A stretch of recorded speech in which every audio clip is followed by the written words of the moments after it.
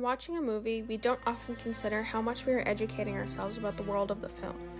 World building in the fantasy genre such as Lord of the Rings, Princess Mononoke, or Narnia create elaborate environments in which these stories take place, and add to the dimension of the storytelling. These worlds continue to remain in our heads when we remember these films, as these settings are integral to the stories themselves. However, when the movie is a historical fiction, the world that is being built is a part of our past, and we, the audience, remember this history as it is told through these films. Without realizing it, the public is educating themselves every time they go to watch a historically fictional film. In the Journal of the Macau Ricci Institute's 5th issue, Mark Bransuch et al. Discuss the power of the use of visual narratives to influence and educate the public. In the article, Narrative Analysis of Heroic Characters in Film as a Promising Method for Moral Education in Contemporary China. While this article uses China as their case study and culture of focus, their ideas also apply to other audiences around the world where film is a growing dominant form of entertainment. Bransuch et al. Write that visual narratives, such as those presented in film and on television, with their combination of images, sound, and story, engage the senses, emotions, and intellect, so as to be credited with an almost irresistible power to mold an audience's beliefs, cognition, and behaviors. Through the lens of this quote, it is possible to see how the inherent nature of film and TV allows for the creation of a very influential medium for any audience. Movies can be more accessible to a wider audience, specifically an audience with a relatively low literacy rate among adults, and with a maturing generation who prefer to spend their free time using the internet and technology over reading. While this can be an amazing tool for public education, it can also be detrimental, as historical fiction is still fiction and can take creative liberties for the function of the story. Due to the power that the mediums of film and television have in indirectly educating their audiences, it is essential to recognize common patterns and themes that are weaved into the storylines in order to recognize what messages are being delivered. Especially when dealing with such a heavily contested and multifaceted topic such as the Holocaust. In this video, I'm going to discuss how fictional films about the Holocaust educate their audiences, and what they educate exactly. I will focus on films from the 1980s to the present, with one exception from the 1970s, as these are the films that are informing today's audiences. These films are more recent in our minds, and for younger generations, some of the only films seen on the topic of the Holocaust. I recognize that there are many landmark Holocaust films from the 1940s, 50s, and 60s, but I am choosing to focus on what's accessible in today's pop culture to learn about current Holocaust education through film. It is possible to see how powerful TV and film can be through the popularity and influence of the 1978 TV miniseries named Holocaust, which changed the international discourse of how people could do what they did to other people, and to how Germans could do what they did to the Jewish people. The miniseries also popularized the use of the term Holocaust in public rhetoric, which is derived from the Greek word holocauston, which itself is a translation of the Hebrew word for the burnt sacrifice for God. This was controversial because of the implication of offering and placing responsibility on the Jewish people for their own genocide. In addition to the name, the 4-part series was also influential in Germany, serving unintentionally as an educative tool for the young German population who were not entirely aware of their recent past. It spurred conversations between family members and turned the focus from the perpetrators onto the persecuted, after the Nazi trials of the 1960s. By using the miniseries Holocaust as an example, it is evident how pop culture, specifically film and TV, can allow for direct confrontation of the past, can spur historical discussions, and can influence populations to be educated on the topic. Through watching a fair share of popular movies on the topic of the Holocaust, I began to notice a trend regarding the protagonists of these stories. Jared Bayer writes something interesting in his introduction, confronting the past on screens, from the 27th volume of the journal Holocaust Studies.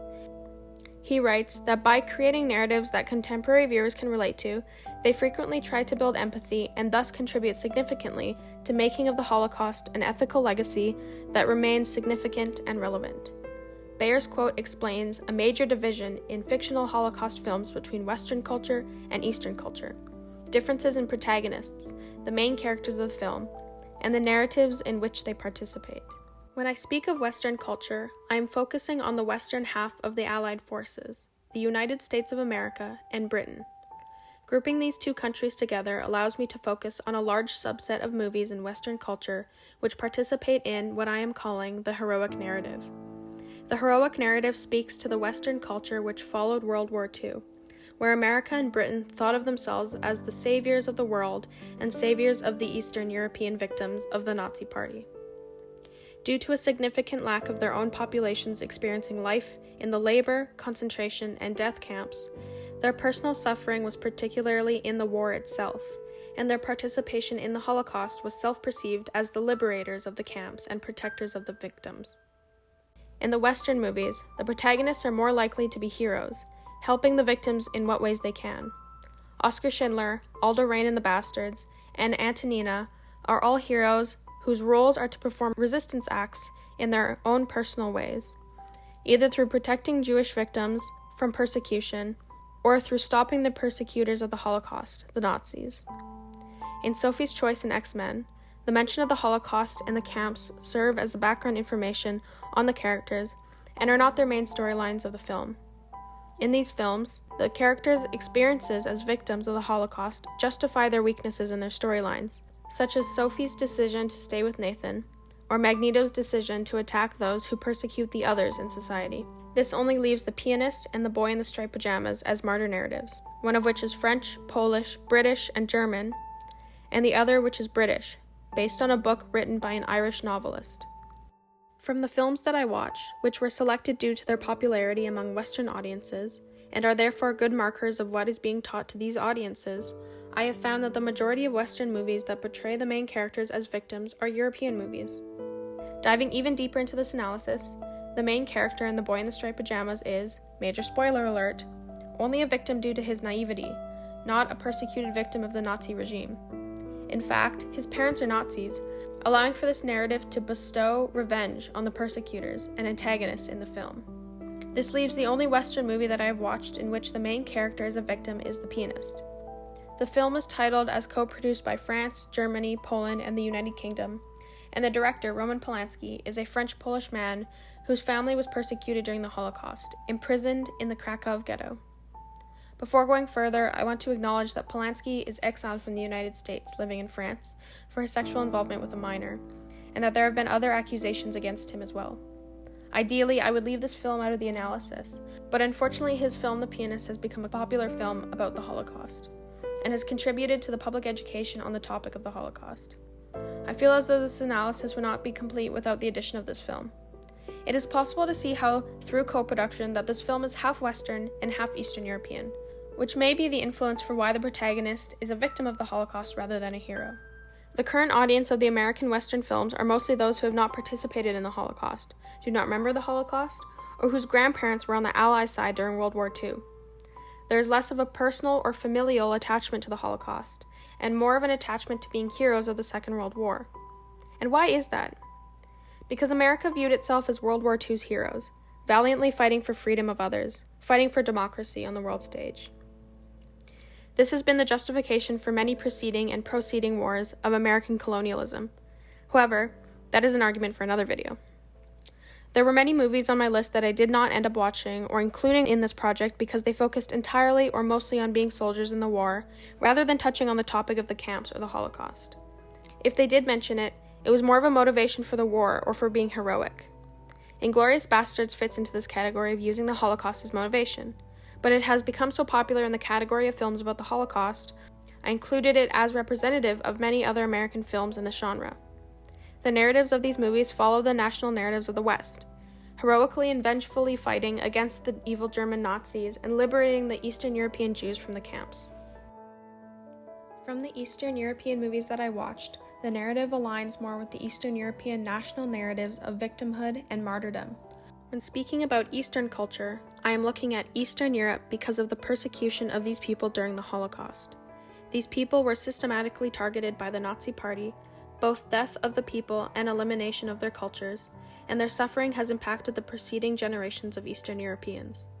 The words victimhood and martyrdom were chosen to represent these narratives because many Eastern European subcultures were the victims of persecution, and because one way in which these cultures have understood their suffering is through framing it as sacrifice, painting those who died or suffered as martyrs. I've already discussed The Pianist and its multicultural background, but the film is based on the memoir of Władysław Spielman, a Polish Jewish pianist who lived in the Warsaw Ghetto. He manages to escape while his family is sent to the camps. Spielman's story is one of victimization and survival. Son of Saul also follows this narrative by focusing on one of the Sonderkommando, Saul Auslander, and speaking to the idea of the gray zone, showing how the Sonderkommando were still victims of the camps. While the film In Darkness does break slightly from this mold by focusing on the heroic actions of Leopold Sosza, it still follows the idea of Polish martyrdom. Even though the protagonist is not a victim of the Nazi regime, he still sacrifices his safety in order to protect others. Here we find that the victim narratives of these Eastern European movies also aligns with the national narratives of sacrifice of Eastern Europe. From what I've seen, these movies tend to focus more specifically on individual stories of people persecuted. Władysław Spielman, Saul Auslander, Leopold Sosza, depicting the Eastern European martyrdom.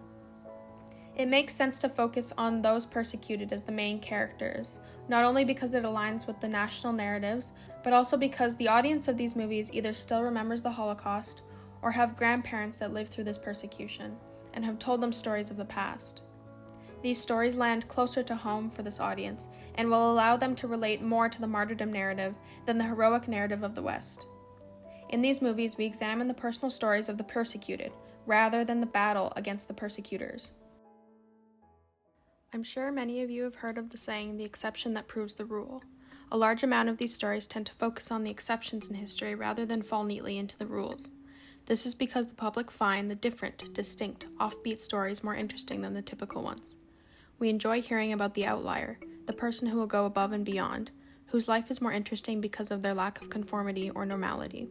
These are what make for good stories. The problem with this in historical fiction is that these different stories are so abundant that they can be perceived to be the norm. This misleads audiences to believe that a certain kind of story is more prevalent than it actually was. For example, Oskar Schindler was a German that was part of the resistance, and the film in which he is the protagonist is one of the most popular Holocaust movies in American culture. However, characters like these do not represent the majority of Germans from the 1930s and 40s. From studying history, academics are aware that the majority of Germans were anti-Semitic due to the cultural values of this society, and even those who weren't were not prevalently participating in resistance movements. This is also true of the Polish people helping the Jewish population. While people like Leopold and Antonina were not as rare as resistant Germans, they still do not represent the entire population of Poland. Many people were either working with the invading Nazi forces, or it proved too dangerous for them to join the resistance movements. There's a similar occurrence when studying many films regarding the victims of the Holocaust. The majority of autobiographical or semi-autobiographical memoirs of the Holocaust and the camps are from victims who survived to tell their stories. This results in the making of many films about survivors. The reality is the majority of the people that lived through the Holocaust were murdered, and so this ratio is also not an accurate representation of history. However, there is no judgment for how these cultures are choosing to display the Holocaust. Holocaust fiction is fiction, and while there is a responsibility on the filmmakers to accurately portray what happened, there is also a responsibility on the audience to not believe everything they hear, see, or read. There are still many problems with Holocaust fictional film, from trying too hard to build empathy, and thus misrepresenting a true story, recreating what happened, and subsequently creating horror porn, or changing/creating a narrative that is completely false, and subsequently using it for propaganda. However, having the general narrative of a film from a particular culture align with the national narrative in an attempt to continue educating about the Holocaust is something that will continue to happen, not just with the Holocaust, but with many other topics. This is a thin line to walk. Another positive from this kind of film is creating moments of reflection in the audience about personal responsibility and about the facts versus fiction. Hopefully these films are an opportunity for moviegoers to think about their own actions within their lives, just as the Auschwitz-Birkenau Museum tries to do in their tours, and about what really happened and what did not, thus initiating an analysis into how to trust the medium with which they are presented.